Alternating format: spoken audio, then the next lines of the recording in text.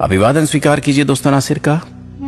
यहां बंदा मरा पड़ा है, इसको मैं कह रहा हूं कि उठ भाई, मैं तेरे लिए 18 से 30 करोड़ की रोल्स रॉयस कार लेकर आया हूं, नहीं उठ रहा। इसको कह रहा हूं कि तेरे लिए दुबई में एक शानदार फ्लैट मैंने लिया है, चल, वो नहीं उठ रहा है। सारी जिंदगी तो ये गाड़ी बंगला ऐशो इशरत में रहा, अब क्यों नहीं उठ रहा? इसलिए कि उसके पास जिंदगी नहीं है, तुम्हारे पास है। इसका इस्तेमाल करो, जिंदगी के करिश्मों को महसूस करो। हाथ लगाओ सीने पर, धड़क रहा है, धड़क रहा है ना? 86,400 मरतबा धड़कता है एक दिन में। और मजे की बात कि हर धड़कन फ्री है, हर धड़कन जिंदगी है।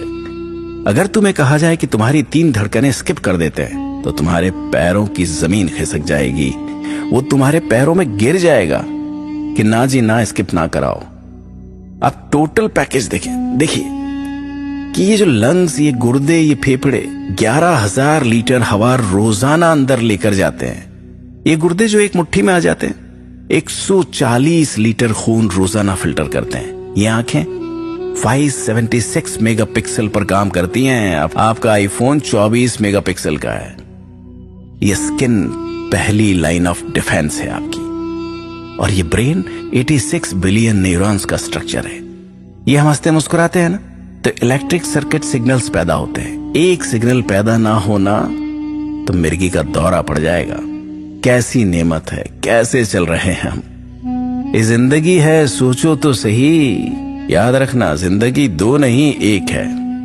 ऐसा नहीं है कि जिंदगी जो आपको मिली है इसमें आप खा लेंगे, पी लेंगे, ऐश कर लेंगे, फिर एक जिंदगी आपको मिलेगी जिसमें आप इबादत करेंगे, प्रार्थना करेंगे। नहीं, इसी जिंदगी में हर काम ऐसा कर लेना है कि रब राजी हो जाए। जिंदगी नाम है काम का, बेकारी तो मौत है। एक बात याद रखना, जिंदगी में 40 साल के बाद आपका जिस्म खुद ब खुद मरने की तैयारी शुरू कर देता है। अरबों दफा दिल धड़क गया, काम हो गया। अब अगर आप एक्सरसाइज नहीं करते, बेकार खाने खाते रहते हैं, तो ये जिस्म कहता है यार ये बंदा तो खुद इंटरेस्टेड नहीं है, चलो जल्दी जल्दी प्रोसेस कंप्लीट करते हैं। एक बात याद रखो कि वो बंदा जिसकी जिंदगी में इश्यूज आ रहे हैं, मसाइल आ रहे हैं, मुश्किलें आ रही हैं, इसका मतलब वो जिंदा है। वो घर के अंदर बड़ा है, ऑफिस जा रहा है, कुछ लोग उस पर डिपेंड कर रहे हैं। वेरी गुड, इश्यूज को सॉल्व करो यार। और वो बंदा जिसकी जिंदगी में इश्यूज आ ही नहीं रहे हैं, इसका मतलब वो मर चुका है।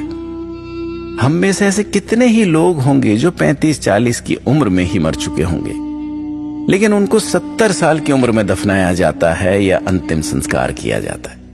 खा रहे हैं, सांस ले रहे हैं, जी रहे हैं, लेकिन जिंदगी नहीं है उनके अंदर, सोच नहीं है, गोल नहीं है, हरकत नहीं है।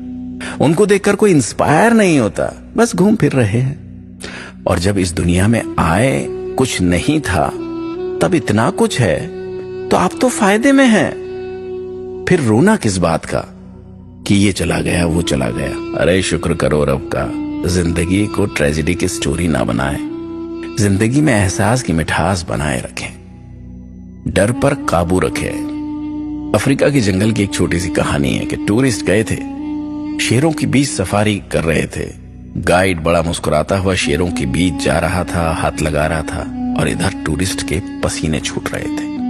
गाइड ने कहा आओ आओ, डरो नहीं, इन्होंने कल रात को खाना खा लिया है, अभी ये कुछ नहीं करेंगे, आओ घूम लो, बस भागना मत वरना ये तुम्हें पकड़ लेंगे। ऐसा कुछ ना करना कि इससे इनको थ्रेट महसूस हो। वो मुस्कुरा रहा था शेरों में खड़ा, कोई पिंजरा नहीं था।